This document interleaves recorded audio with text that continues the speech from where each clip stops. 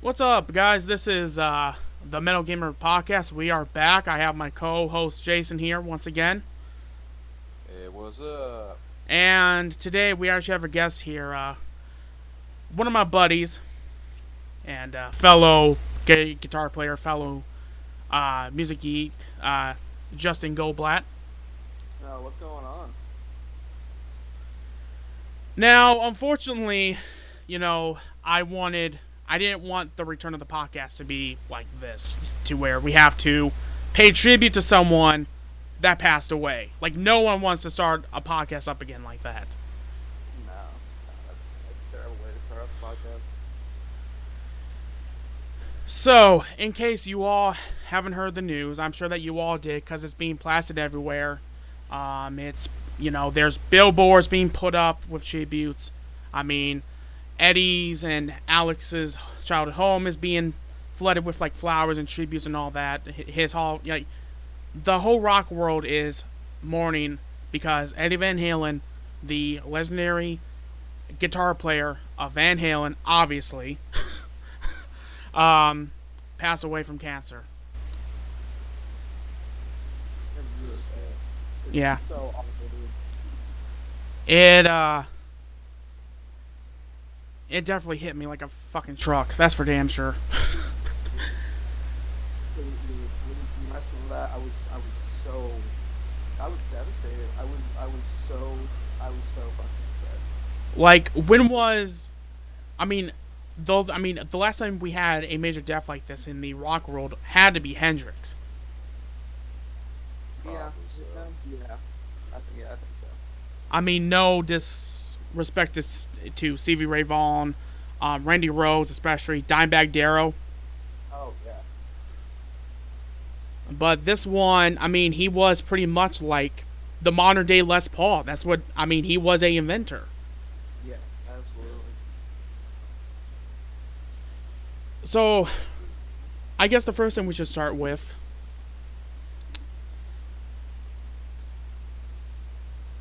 I guess the first good place to start with is how did you two get into Van Halen? Well, let's see. I'm trying to think. Actually, okay, the first time I ever heard a Van Halen song was actually from the movie Twister. Okay. You've seen the movie, right? I've seen it once and I do know the song Human Beings, right? Yeah. Uh huh. That was the first Van Halen song I ever heard, and I was like, man, this is great. So I started, I started listening. I can't remember. I don't know which. I had an album. I don't remember which one. I had, yeah, I can't remember. I love them. I sing with them. They're amazing. Mm-hmm. And dude, Eddie's literally. I mean, he's definitely one of the greatest all-time players to ever live. He definitely was. I agree with that. It's Yeah, I got to live a lot of it growing up to him, so oh yeah, absolutely. ages. Well, if that's the case, since you were from Van Halen's heyday, pretty much, what was the first time you heard Van Halen, Jason? Did I really start noticing them more? Like the first time you The heard. MTV era, so more more so than like the Hot for Teacher and all that. Okay, so pretty much 1984, the last album with Yeah, Roth. yeah, that's when I started paying attention to it more. But you got to think I was only 10, Yeah. so yeah, I was more into music then. Like 10 was like when I started really noticing music a lot. So, Hmm. but it was nice. Yeah, I bet. See California Girls video. Oh yeah. Uh, Yeah. Me, it was probably through my parents. They had this. They had the very first Van Halen greatest hits called Best of Volume One, which I wonder if that was a joke because they put Best of Volume One. So where's Volume Two at? I never seen that with Volume Two. Um, and I think they might have played some when I was younger. I I know they did because they played Rush because my dad is a big fan of Rush, and I know that when Neil Peart passed away, it hit him very hard because Neil Peart is his main influence with Oh, drums. it hit my dad super hard too. Rush is like his all-time favorite band. He was absolutely devastated. Um, but I listen to that album all the time, and then you know how most stories go when you're listening to a album that your parents has, you end up buying your own, or you end up buying music from the band. So I got the Best of Both Worlds compilation, which is pretty much kind of in a way the Best of Volume One Greatest Hits package, but they included more songs. There was 3 songs, like newly recorded songs that Sammy Hagar did with them for their 2004 tour, the infamous tour that kind of, I don't want to get into negative stuff, but it definitely made that pretty much was like the pinnacle of when Sammy and Eddie's feud got bad. Um, and then I got OU 812, which that's a good album. I go on, Jason. Go ahead. I think they need to do a remix with that album. They need to bring the bass up more. What's up with albums being made in '88 with no freaking bass in it? Yeah, what the heck? Looking at you was Probably more focused on the other instruments, probably, I guess. Yeah, probably. I mean, there's the old saying of you can always tell what album is being mixed by who, because on that album the freaking guitars are loud. Well, Eddie probably helped with that album. Same thing with Injustice for All. yeah. Alright. And then I got Van Halen 1, which Van Halen 1, I have my CD by me. I mean, it's quite literally like the Van Halen greatest hits. You have Running with the Devil on there, Eruption, their version of You Really Got Me, which in my opinion is better than the original by the Kinks. Yeah, me too. One of my favorite songs is On Fire because Michael Anthony is freaking raising his voice up high. Yeah.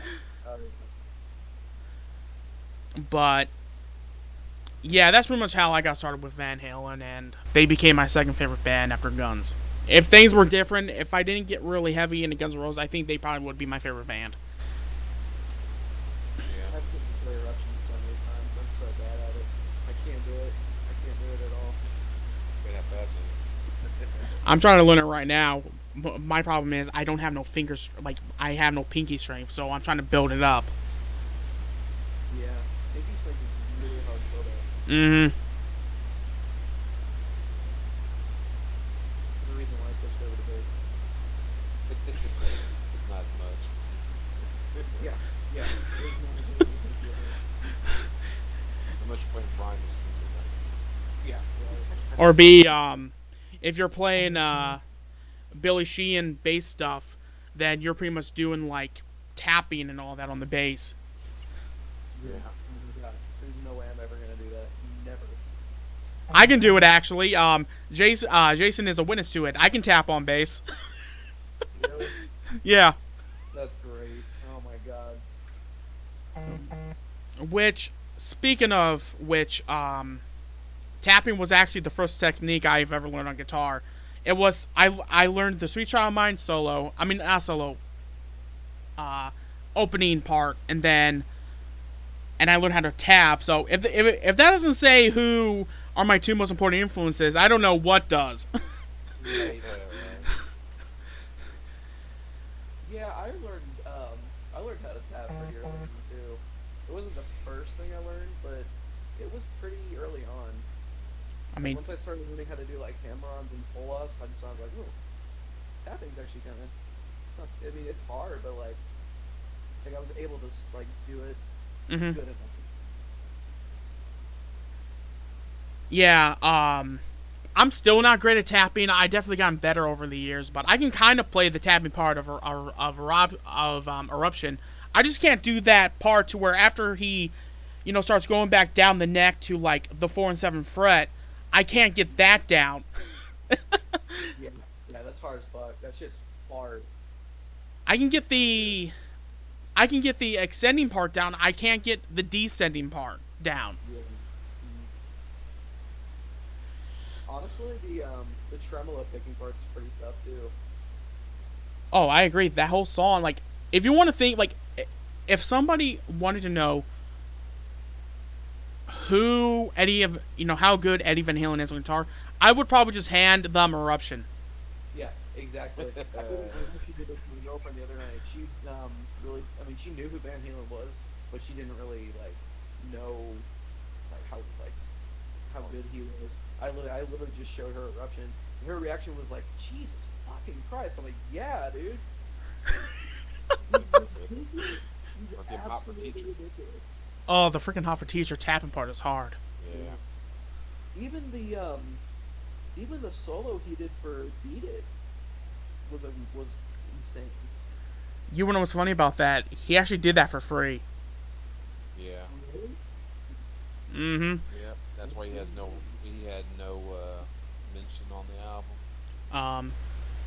He literally, I believe what he said was, this album isn't going to do crap, and then he was like, boy, wasn't I really, really, really, really fucking wrong?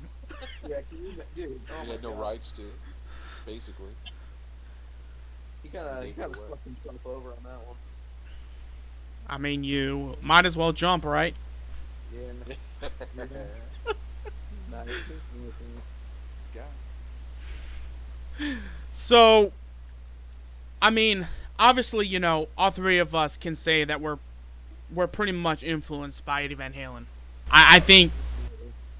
Oh yeah. My favorite song's still "Hot for Teacher." Oh, I mean, Everybody says. something I noticed about that song is that if you listen to like the bass and the drums, it has a very swing feel to it. Yeah, Yeah. it does. It definitely does. Upbeat. Mm-hmm. Yeah, I know all about swing beats. I was in jazz band in high school. You bang geek.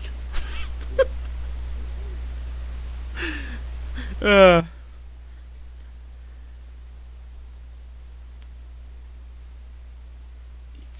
And I mean, feel free to jump in at any point, guys. Yep. Oh,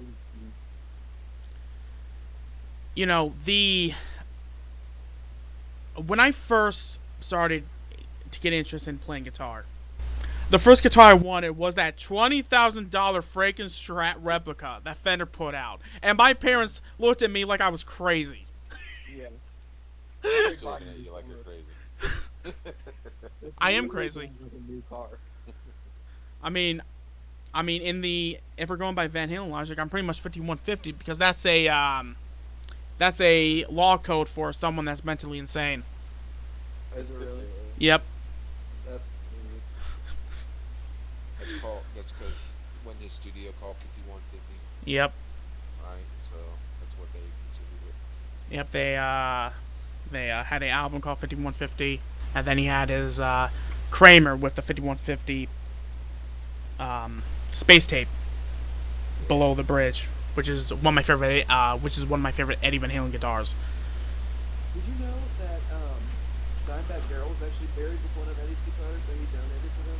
Yep. Yeah, Bumblebee. Yep. The Bumblebee, Bumblebee one. the Van Halen 2 guitar. Yeah. You know what's funny though? I just realized this the other day. Like, I bet you, as soon as Eddie got up there to those pearly gates, Dimebag was waiting with that guitar. It's like he probably looked at Eddie with it, hold it up to him like, "Here, man, this is yours again. How about you hurry up and get in here before that Randy ones up you."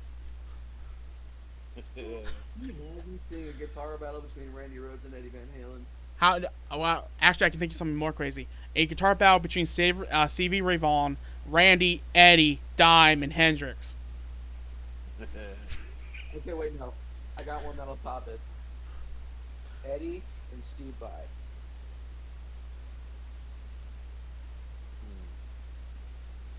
but Steve Vai's not dead yet. No, I'm just saying, just like a fucking That just a guitar player. that would be nuts. That would be God. That would be amazing, actually. Like, especially if you threw in Joe Satriani to that. Oh yeah, I love Joe Satriani. I've seen Steve Vai live too. He's ridiculous.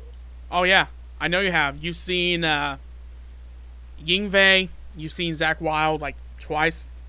Yeah. We've seen Zach Wild. Yeah. Who else is there? Oh yeah, Yeah. that's right, Jason. We've also seen them twice. We've seen him with Black Label Society, which that still is like my loudest concert I've ever went to. By the way. You know what's funny? I've seen Jack Wild twice, and neither of them were with Black Label. And the second time was with Ozzy. Yeah, I haven't seen him with Ozzy either. But no, I mean, guys, there's so much to talk about when it comes to Eddie. Yeah. Oh. He left such a huge legacy behind too. Yeah, I know. Ooh, you know, for me, I never got into the whole who's better between David Lee Roth and Sammy Hagar. The reason why I never got into those debates is because to me, I don't care who was singing. They could literally have like a bag of chips in front of a mic, and I still wouldn't care who's singing. Because to me, Van Halen was Eddie. That's what black metal is. Oh. Black metal.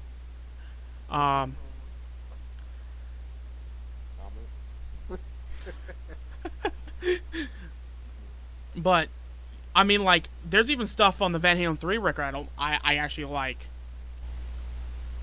Yeah. Yeah. Because, like, to me, it's like, I don't care who's singing. It's Van Halen with or without David Lee Roth. It's Van Halen with or without Sammy Hagar. Yeah. Of course, if I had to be I'm not too fond of the other singer. Gary Sharon. Yeah. Yeah, from Extreme. They don't need to mention that guy. So Yeah, fuck that guy. that album was not fitting for him. So I think it had a different person in there. Besides him, I think it would have been better. Yeah, It would have done better too. Yeah. Motley Crue had that other singer. What was his? I forget. John. I don't. What John. was his name? John Corabi. Yeah. Yeah, but that album was good, but it just didn't have the right vocals because they had two guitar players. So Actually, the funniest thing is, Mick Mars actually loved that. Actually, he loved how there were two guitar players finally. yeah, and I liked that album personally. I mean, I do still. It's better I than like it. It's not a bad album. It's definitely It's not. better than Generation Swine. Generation Swine had Vince on it, and it was garbage. Well, yeah, but Absolutely brutal. well, yeah, because Motley Crue pulled a Kiss to where they were trying to be trendy, and yes, that's people can take that as a diss towards Kiss, but that's the one thing I hate about Kiss. They always try to be trendy. When disco was big, I Was Made for Loving You. That's the one song Gene hates playing too. He said that is the I one believe Kid song he absolutely cannot stand playing. I can't blame him. Yeah. Cheesy. Yeah, it's really fucking cheesy. But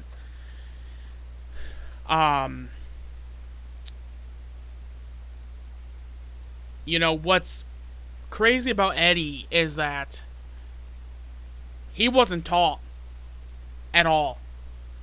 He learned visually. He would watch his teachers do things, and then he would learn it that way. Yeah. And one of my favorite stories is that when he was trying to, I think it was when he was trying to get his amplifier to work or something. I believe I'm getting the story right. I could be wrong, but I believe he did something with the transformer, and it literally hit him in the chest, and he went flying because of the shock. Oh my god. Like, he was a mad scientist. He screwed up so many vintage guitars. Oh my god. You messing with stuff too much. Mm-hmm. Yeah. But, without that, I mean, we wouldn't have the Frankenstrat. We wouldn't have his famous Marshall Plexi. Marshall Plexi. Yeah. And without, doing that, we wouldn't have the EVH line of guitars and amps.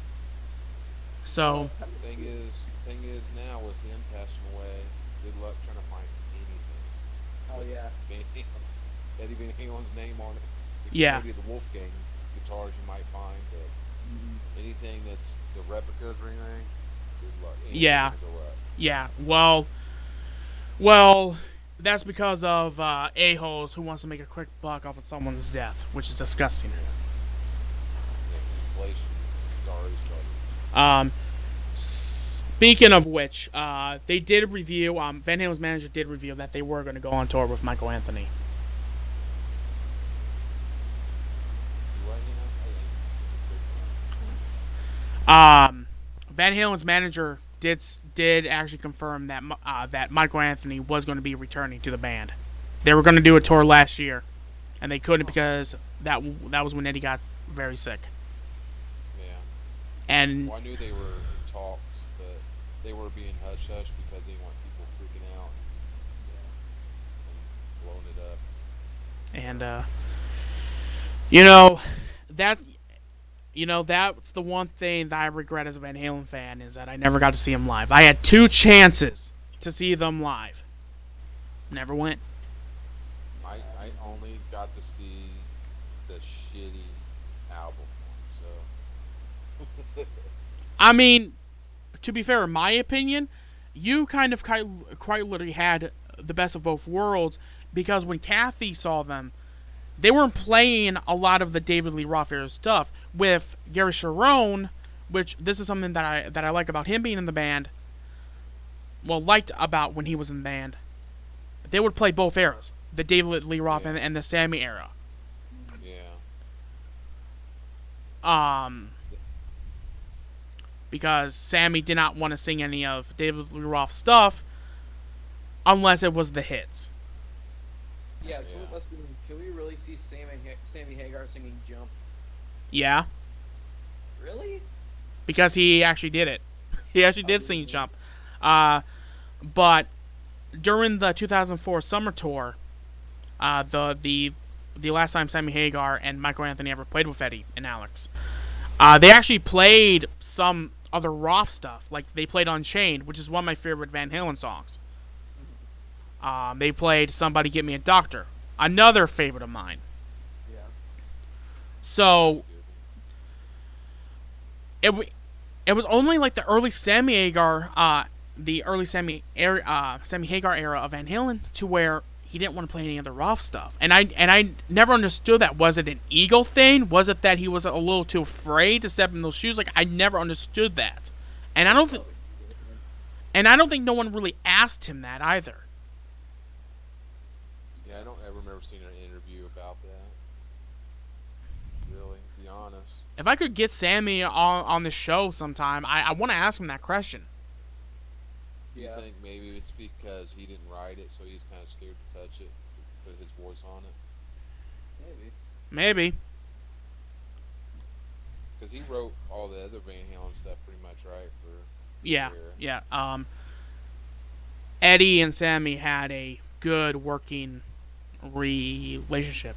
Every time. Well, I heard that he said that he was more Sammy was more the blues type player, so he let Eddie write the music for upbeat because he wasn't good with upbeat Mm-hmm. music, so he enjoyed him more because he did upbeat music instead of bluesy type music, like he liked. Mm-hmm. Yeah. I mean,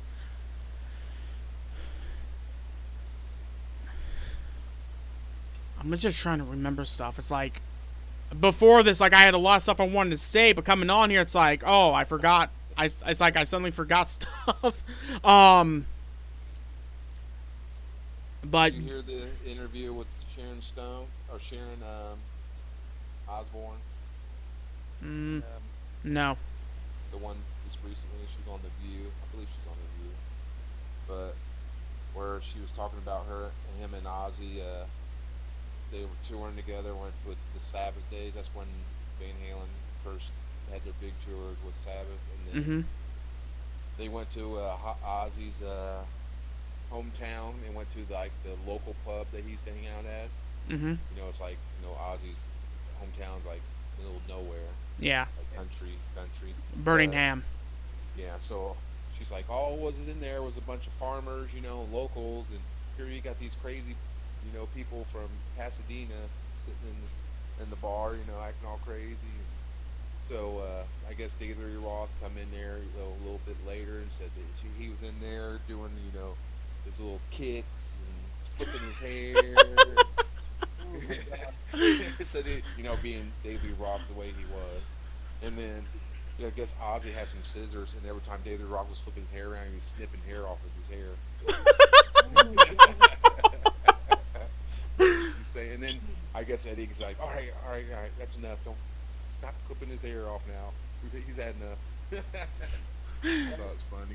Oh my god. Speaking of Van Pretty Halen, funny. speaking of when Van Halen opened for Sabbath, a lot of cases when Van Halen would go on first, Sabbath could not follow up. Quite literally, the supporting act blew the main act off the stage. Damn. Oh my god. That's fun. And I'm like, I'm sorry, but I feel sorry for anyone that Van Halen opened up for after Van Halen was done. Probably then, I could imagine there were people that probably left the building once Sabbath started playing. It's like, okay, yep, I prefer the opening act now. I'm gone. I got my money's worth. You gotta think too, though. Van Halen and Sabbath have totally different sounds. So people are probably like, when Sabbath started playing, like, wait a minute, this is so low and more depressing than what we were just hearing. Yeah. You know what I mean? Like, they were more, low. Doomy, Heavy music. low, sludgy, Yeah. I want to summon Satan type music. And then here's Van Halen, all Yeah. uppity, and it's probably like a little bit of shock to them, funny enough, during the club days, when Van Halen would, play Eruption, David Lee Roth, it was either David Lee Roth or it was a whole band that told Eddie, turn your back to the audience because they don't want other guitar players to see what Eddie is doing. Oh man, that's pretty okay. So that they wouldn't try to mimic him. Mm-hmm. The Because thing is, the hair metal era definitely caught on. yeah, that's the one criticism I will give that era is that every single guitar player tried to be like Eddie Van Halen, tried to be Eddie Van Halen. Every single singer and frontman tried to be David Lee Roth. Yeah. Yeah, it was, including Poison. Oh god. Yeah.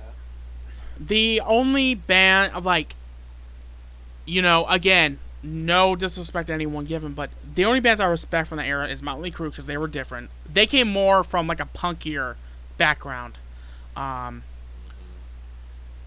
RATT was also different because they were inspired by Iron Maiden and Judas Priest. Dokken. Oh, I love that. And if you want to include Guns N' Roses in that, I don't because I don't consider them that at all. Not me either. A lot of people do though. Which drives me nuts because it's like they're not that. They're not trying to rip off Van Halen. They're more so trying to rip off. They're more so trying to rip off. Yeah, and they're more so trying to rip off Van Halen. I mean, got trying to fall. Aerosmith. yeah, Aerosmith and the Stones and AC/DC and Slash was really heavy influenced Joe Perry. yeah, Joe Perry. But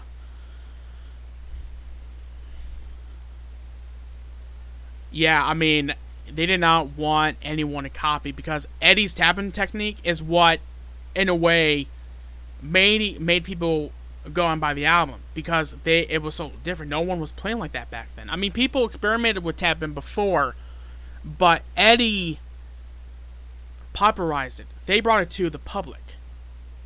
Didn't Yeah. classical guitar had tapping way back, didn't There were many guitar players that experimented with tapping. Brian May did. Ace Frehley did. it? Steve. Before Eddie Mm-hmm. came out. But keep in mind too, like when you hear like they use tapping minimally. When you're hearing Van Halen and you know he's doing it quite a bit in his solos, especially Eruption. Obviously, that's going to get more attention than someone that's using it maybe for like a 3 second bit of a solo. Yeah. Yeah, that's true. Because you're not going to catch it as fast anyway to begin with. But I mean, you know, he also popularized the super strats. You know, he created the super strats. Yep. Yeah.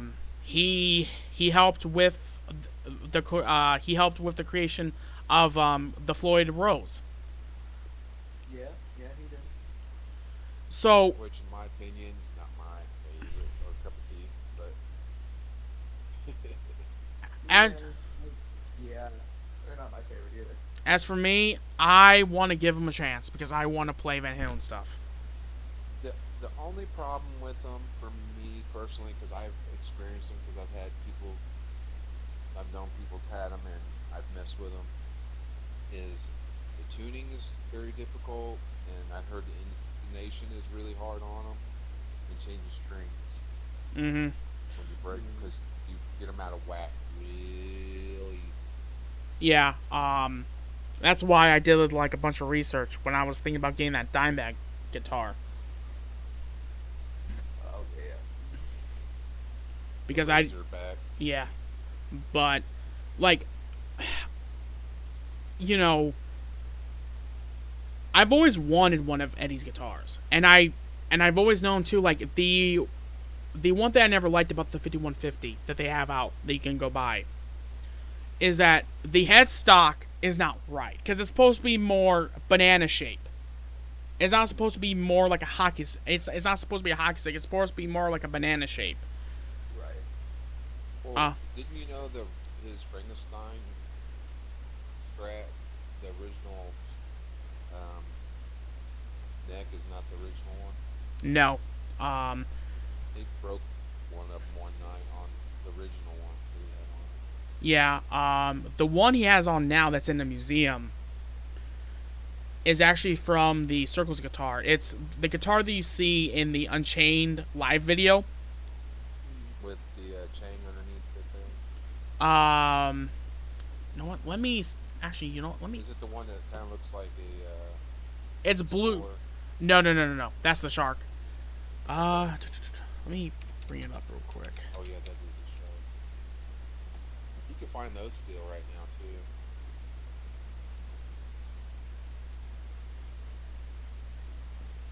I don't know which one that is. Here's the picture of it, of Eddie playing it.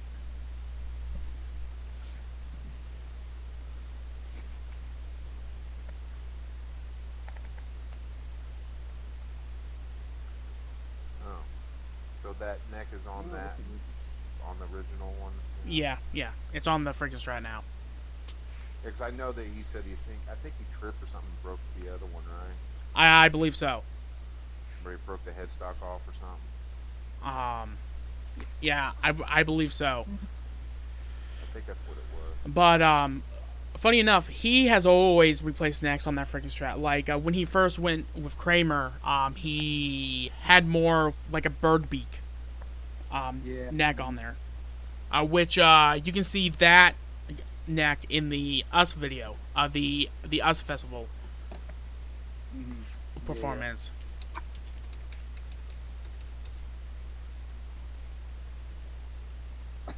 Which here's a picture of it.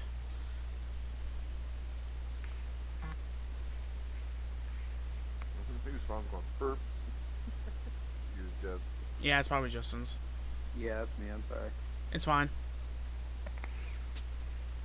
And what's crazy though too about that headstock, I don't know if you guys can tell, but it's actually supposed to be more so of a Fender headstock because you can see that they cut off the ball. Yeah, they did. Lawsuit. Okay. Okay. Makes sense. So it had to look more like it was made custom, right? Mm-hmm. And then after backstage of the Us Festival, he actually had his 5150 and his 1984 guitars in the back. He just didn't play them yet. Oh, alright. But Eddie has always been a tone chaser. That's why he, tried so many things. That's why, during the 90s, he switched over to Music Man and he had the PV Wolfgang amps. Well, I forgot the story that went with that, but I believe Ernie Ball wasn't making them enough because people, when Eddie would go into Guitar Center, people would ask him, "We can't find any of your guitars," and he was like, "What the heck?" So he went to ask, and they weren't supplying them fast enough. Huh. So people were actually buying off the rack that quick. Mm-hmm. Because Wow. because Eddie Van Halen, even then, like, if you think about it, yes, they got hit hard by the grunge movement, but even then, Van Halen was still pretty popular. Yeah. They were still doing well. Yeah. Um, So so when they switch away from Ernie Ball, I know that. Let me. I know that it was sometime during the 90s because I know during the then he went to balance. TV, right? Yeah, I know during the balance era, which was 95, he was using he was using his PV Wolfgangs. But didn't he use Kramer before all those? Yeah, he used Kramer from 82. I believe it was 82 or 83 to 89, like, or 90. I know that I know that he used Kramer for a while. Because that was a popular thing in that era. Mm-hmm. They were a big company then. Um, I did see some of those today, actually, and I did see a Wolfgang guitar today. It was the downgraded model. It was like $700.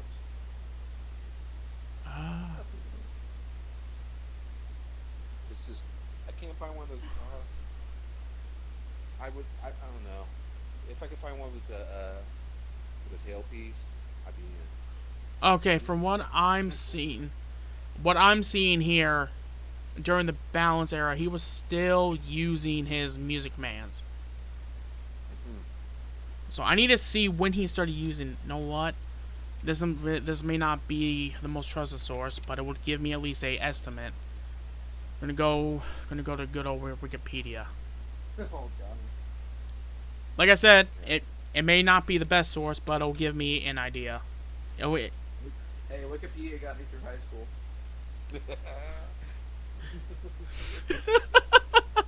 I didn't have internet when I was in high school, so Yeah.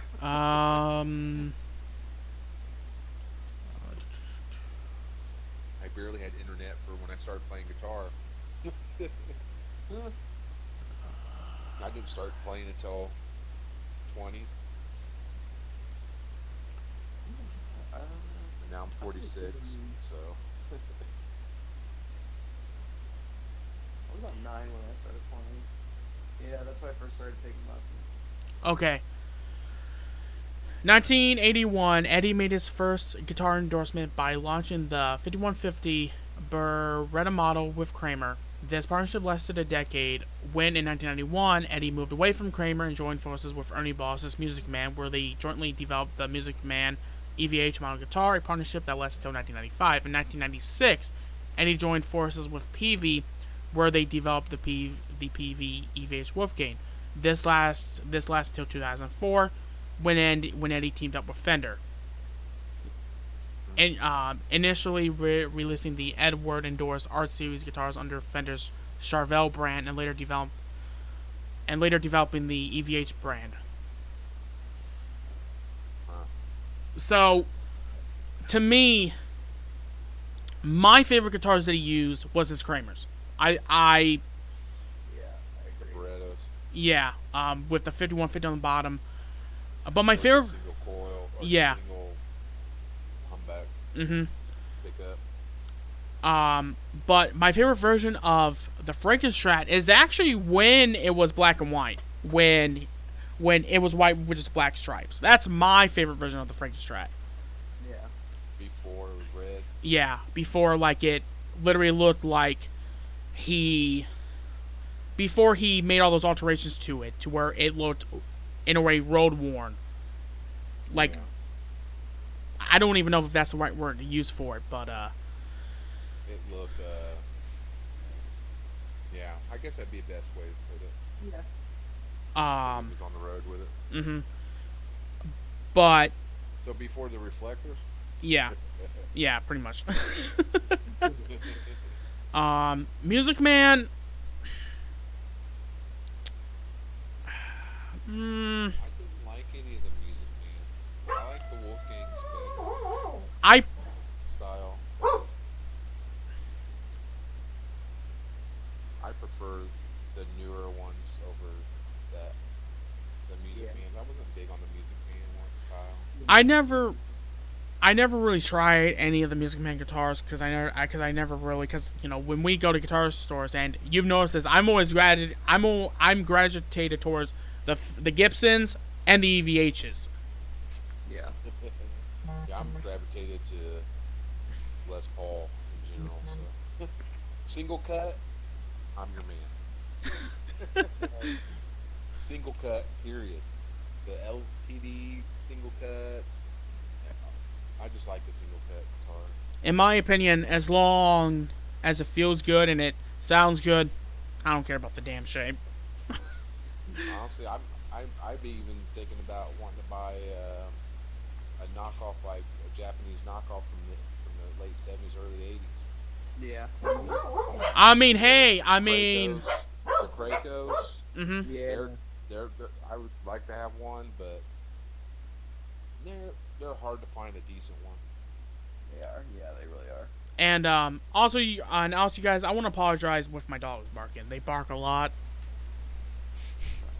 They don't bother me none. I just want to tell the audience that. So, but I mean, heck, I want to get someone that can actually hand build me a accurate 5150 Kramer, That'd be incredible. and But then you can get it for a good price that way. and then because again, I'm not the biggest fan of the neck they have on the ones you can buy at the stores because it's not accurate. And for me, I'm like, if I want to get a freaking EVH guitar, I want to make sure it's accurate. Right. Yeah. So what's not accurate about the ones? It's the headstock. Yours? So what's supposed to be the banana or the hockey puck or hockey stick? It's supposed to be the banana. The banana. Yeah. And if I can't find someone to make me one, I've thought about buying one from the store and getting someone to switch out the necks. Yeah. Yeah, because they're bolted on. So Yeah, they're not through neck. Yeah. But I played a EVH Wolfgang at the music store, and even Jason can tell. Even Jason can tell you, I fell in love with it. I love that neck. Yeah. It was like playing Yeah, like. satin necks, right? It was. Satin necks on It was like playing. It was like playing like butter. It was Yeah. so smooth. Oh, same with Does the it have a diamond. fender profile? Does it have a fender profile on N- it? it has a C. I believe The it. neck? It has a C shape, which is what Eddie. Okay. Because there's this whole. I mean, yes, Not D shape. no, Fender. You know, puts out the guitars for Eddie, but it's Eddie's brand. Mm-hmm. Yeah. It's his company. So what Fender does, they just help, send it out, and I know that they make some stuff for it as well, but it is Eddie's brand. Yes. Same thing with his MXR effects pedals, like his Phase 90 and his I've tried out that pedal before. It's so cool. and my personal favorite effect of his, because again, it's featured in one of my favorite Van Halen songs on Chain, the flanger. Yeah. But that brand was owned by Eddie, and Van Halen's manager revealed that Wolfgang and Eddie's longtime guitar tech is going to be taking over. Really? So, yeah, and So they're still gonna do it. it kind of makes me wonder if this was maybe put into place, a little bit before Eddie's passing. Oh, I'm sure it probably was. Yeah, because if it's said that quick, then yeah, probably. But I'm like, hey, I mean, that kid knows what. I'm calling him a kid, and he's actually older than me, if I recall. I believe so. Not much older than you.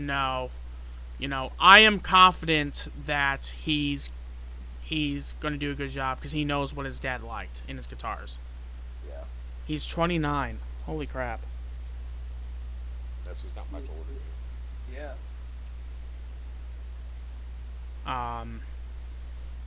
Because I'm going to be 27 next month. Yeah. He's about your age. I keep forgetting how much older than you are. It definitely doesn't seem like it because I don't look that my age. Nope, because your family's baby faces. Yep, we have good genetics. Yeah, your whole family.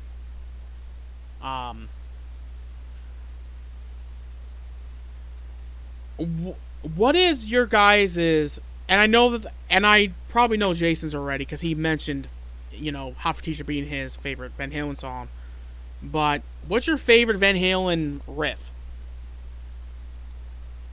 Oh my god, that's a good. That's a good question. I mean, why don't you go the Hot for Teacher, man? Be honest. Just something about that song. When as soon as I hear it, I'm ready to get down. It makes you want to get up and just get down. You know what I mean? Like play air guitar, everything. I don't know. Something about that song just always grabbed me. And I grew up, the MTV generation, so. Yeah, the music video was awesome. And the videos just make it that much better. You know what I mean? Like. What does Rolf say to Waldo once he gets on the bus? Like, doesn't he go like, "Sit down, Waldo"? Yeah. That's classic. Just saying. I mean, I'm a bigger fan of Sting. I mean, by far, but the silliness of the '80s definitely Roth had it. So Yeah. Sammy was more the serious guy when it came to Van Halen, but their lyrics are more serious too. Yeah. They're a little more deeper. But Justin, what's your favorite Eddie Van Halen riff? It's actually from their song "Top of the World." Top of the World. I love that song. It was I had that one compilation album you were talking about earlier. Not the Best of Volume 1. It was the other one. Best of Both Worlds. Yes, I had that album and I listened to a lot like my freshman year of high school, especially. Um, and that song always just really stuck out to me. I love the intro to it. I Mm-hmm. love it. It's easily my favorite riff, and definitely one of my favorite all-time Van Halen songs. One of a lot of people's favorites. Is that one? That Mm. riff. Mine. It's an absolutely great riff. Ooh, I would probably have to go towards the Roth era for mine for sure. Um, gosh, that's going, Ian. That's going, Ian. You just made this hard. I would probably have to say it's probably Unchained. Yeah. Great That song. grabs you the most. Yeah, Mm-hmm. I can actually play that riff pretty well, actually. Can you? Now here's the hardest question: what's your favorite? And you two are gonna hate me for this one. What's your favorite Eddie Van Halen solo? Eruption, hands down. Okay, that wasn't hard.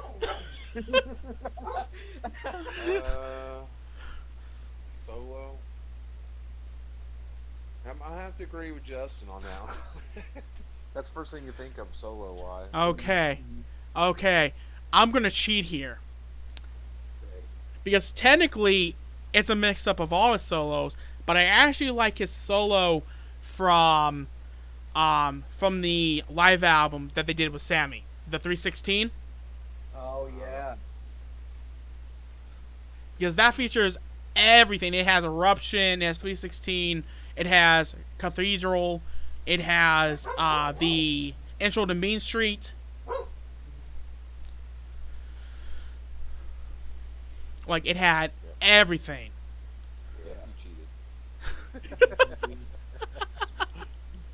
Yeah. you cheated.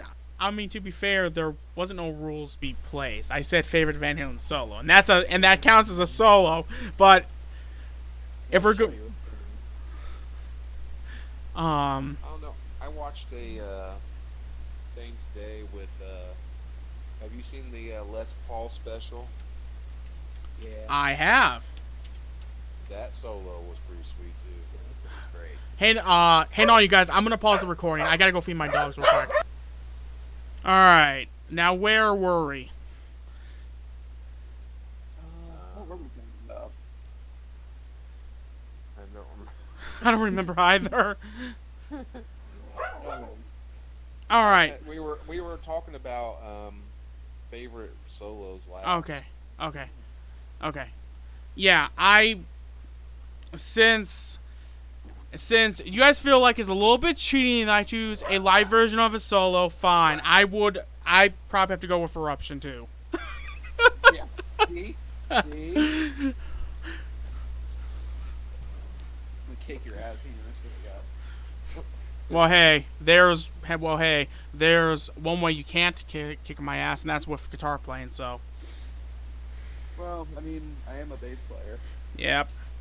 I'm both. I want to be both. Me too. I want to get better at bass. Honestly, I want to learn how to slap a bass so bad. That's hard. I haven't learned that yet. The technique is very different. Mm-hmm. It's a lot of. I think it's a lot of muscle memory. Yeah. Or- It is.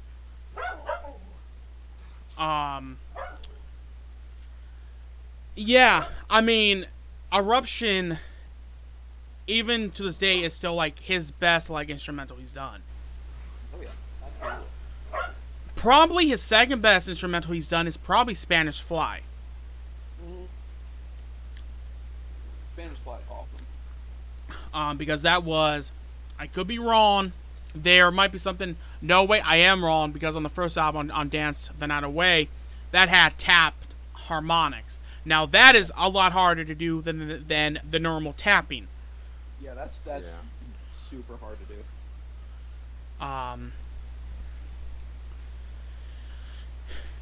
But you know, the funniest thing too, it's that song that made me realize, like, holy crap, you can shred on a freaking acoustic guitar. It's hard, but you can do it because Eddie proved that you can do it. Yep. Oh yeah. But I mean,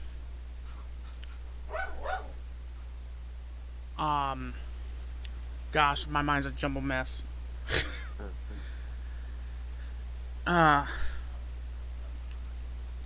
Okay, what's your guys' favorite Van Halen album? Mine's gotta be '84. I just grew up with that one the most. Like, that's probably my first influence of Van Halen. So My favorite, Fair Warning. yeah, Yep, Yeah. with Mean Street. yep, Unchained. Right. Yeah. Yeah. Was that the '81 album? 81. '81. Yeah, I believe so. Because 82 was Divers Down. Yeah. Yeah. Yep. 84 is probably my favorite just because, I mean, that's when I really started paying attention to Van Halen more. Mm-hmm. So, and that's what grabbed me the most. And once I, the Hopper teacher, I was sold. Eddie Van Halen fan forever. Yeah, I mean. And also, too, I mean, Michael Anthony's backing vocals are amazing. Yeah. Yeah. Definitely. Probably the greatest example is when you hear On Fire, because he's freaking taking his voice and he's reaching those high notes. I would play that part of the song, but it would get copyrighted, so. Yeah. Don't want that. Yeah, and I don't quite know how copyright works with podcasting yet. I gotta do research on that. But, I mean, Alex Van Halen's drumming. He was always in the pocket. He was always keeping a steady rhythm. Oh yeah. Absolutely. David Lee Roth's and Sammy Hagar vocals. Of course, Roth was more of a studio vocalist. He wasn't so much of a live vocalist. Definitely.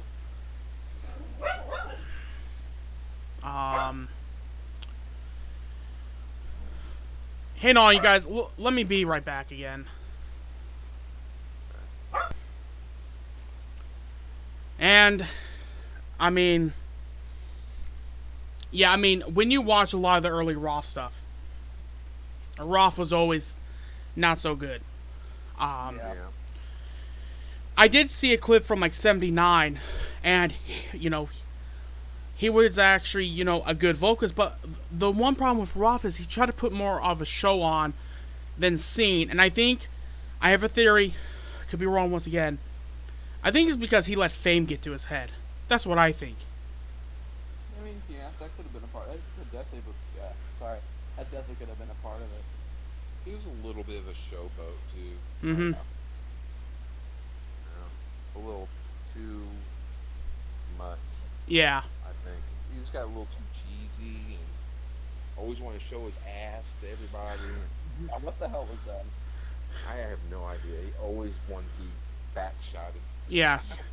He pretty much always wanted to be the attention. Yeah. Yeah. And I Well, the can, front man always does usually, but I mean he wanted a little too much attention. but here's the thing though. Can you really say that David Lee Roth was the front man? That's the only thing. No, because his name wasn't in the band. Exactly. And and to me, Eddie Van Halen is the front man because most of the time when people go see Van Halen, they see Van Halen for Eddie. Well, just like you got bands like Kenny Wayne Shepherd. Is he the front man? No. Everybody's there to come see him. I can't think of the song of my favorite Sammy song of the. It was an acoustic song. I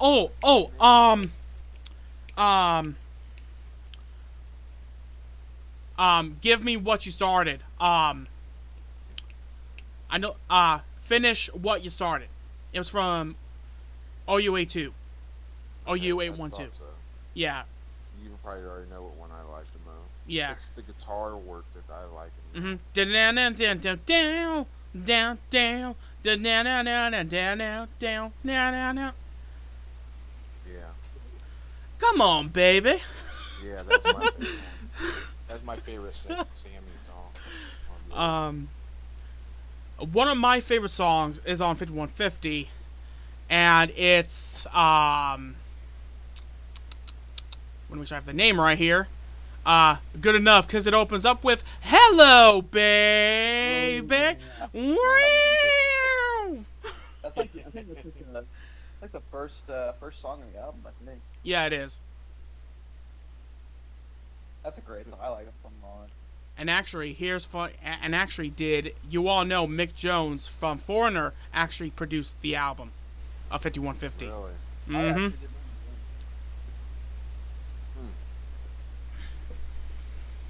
Gabby was telling me that she was watching a thing that Gene Simmons says he did their first demo, He did.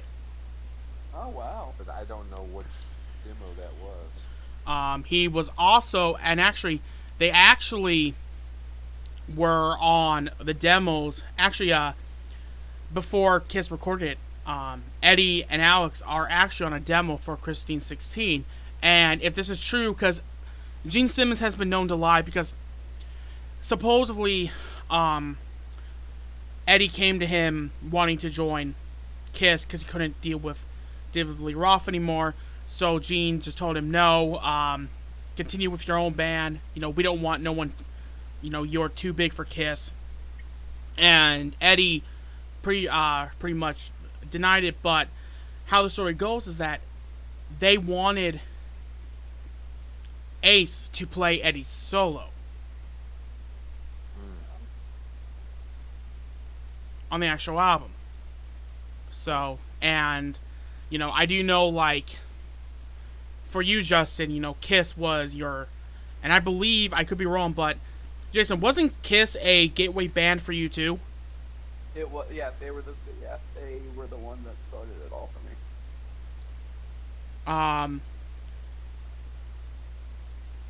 I'd say Kiss and Motley Crue was for me. I feel like grew up Kiss is a lot with of Kiss. Yeah, I feel like Kiss is a lot of people's gateway band.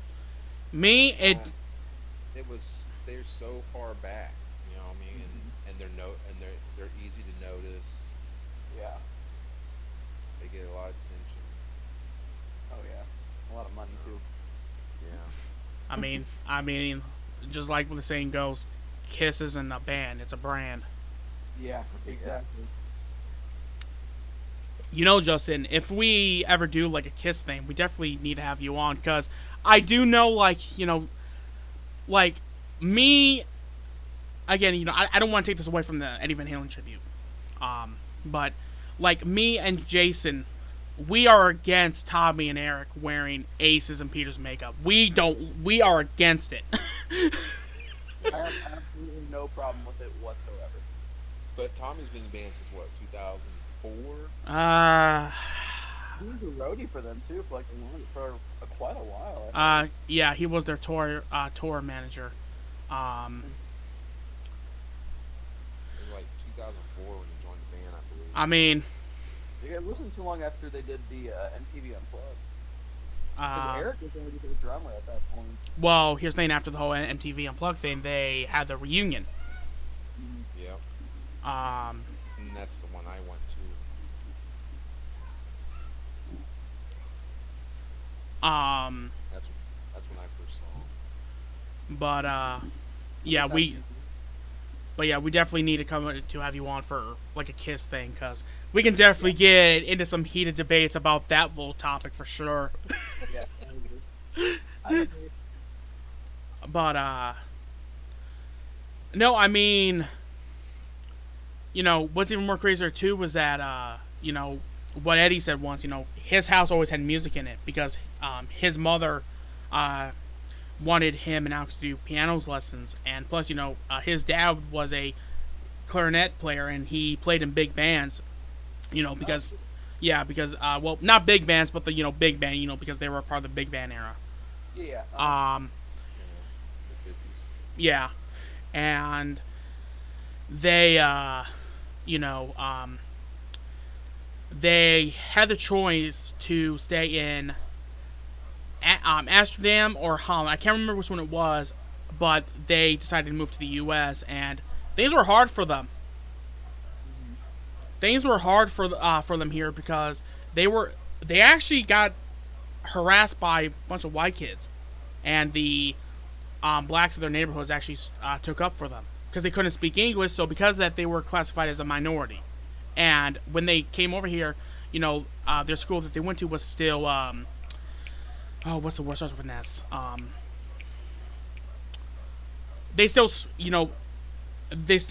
had the whites and the blacks in two different classrooms. Segregation. Yeah, and that had to suck, but what Eddie said too, it toughened them up Yeah. because you had to. I mean, it had to. But one of my favorite stories, and you can make a lot of Van Halen Pantera connections with this because Eddie originally wanted to play drums, and Alex, their mother wanted Alex to do something more, at least musically respectful. Respectful.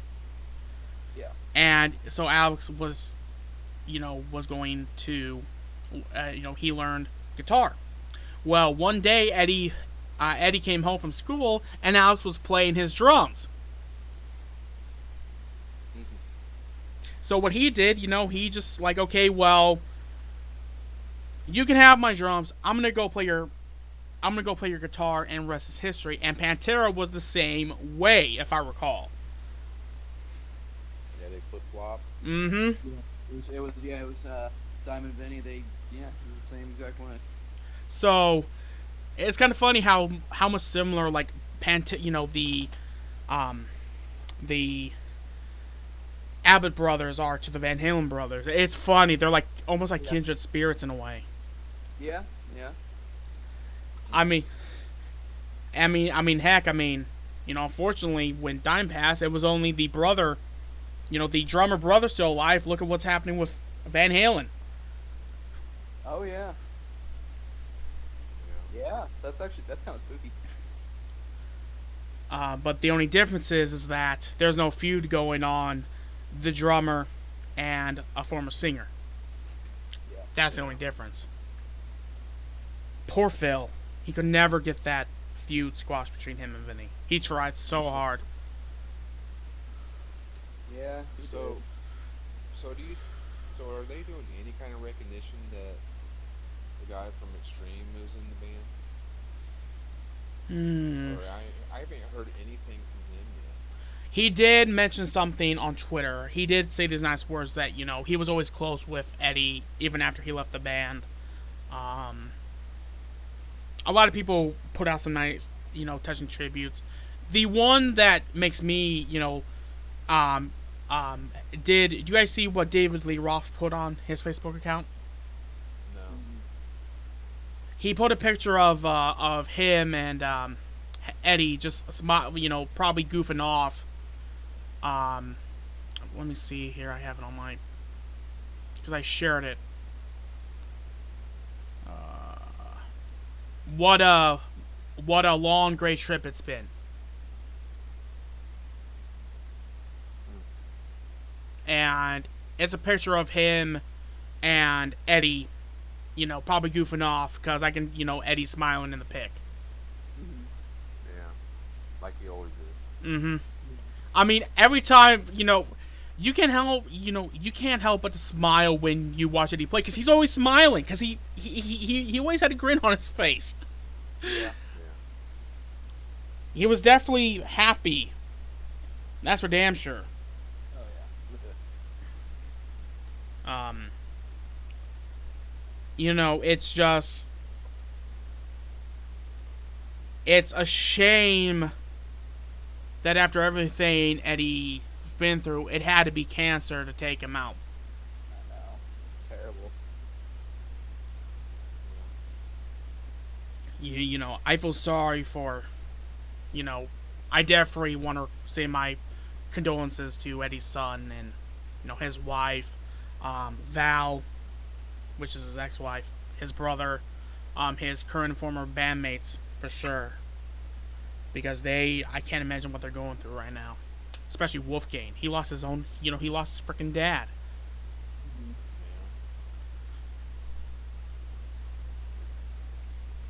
Yeah. I think it's crazy that Eddie was blaming the tongue cancer from Tiff being in his mouth. Mm-hmm. Yeah. From the metal picks that he used all those years. Yeah. Mm-hmm. Which I could see that, I guess. Yeah. Yeah. That was it. Um, I've never thought about something like that, putting a pick in your mouth and then yeah, getting that. from it. Yeah. Because, it becomes a habit. Because it's like, well, if you're doing something with your, four fingers, where are you going to put your pick? Obviously, you're going to put it in your mouth for a little bit, and then once you need it again, you'll just... It's a habit, because I do it. Yeah, I do too. I actually put it in my mouth when I'm tapping. Yeah.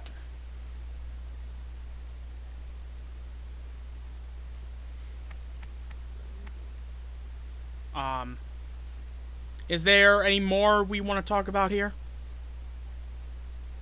No, I think we covered about everything. Is there anything you want to say, Jason? I can't think of anything right now. Really, Yeah. I mean, I think we talked about everything for the most part. Yeah, if we have more stuff that we want to talk about, we can do it in the next episode. So, Yeah. yeah. With that said, I hope everyone enjoyed this podcast. It was a little all over the place because it's the first time back, and plus it's about something that I really didn't. I dreaded recording this too because I didn't know how I was gonna be. Because this it freaking hit me hard because Eddie is one of my heroes. Yeah. You know, Absolutely. it's like,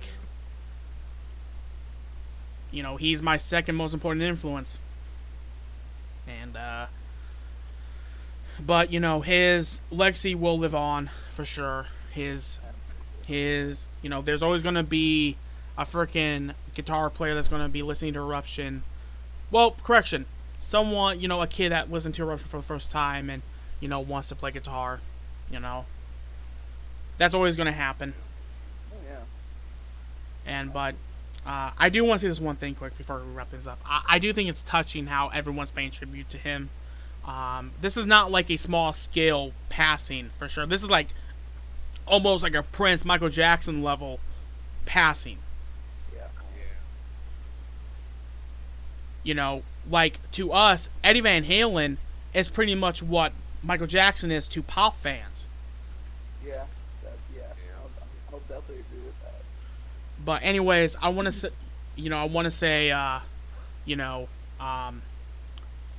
thank you for everything that you've done, Eddie. Thank you for all your innovations that you've done, with your guitar playing and your guitar creations. And thank you for, the past and former members of Van Halen as well for creating this legendary music. And, all your fans are going to miss you, Eddie.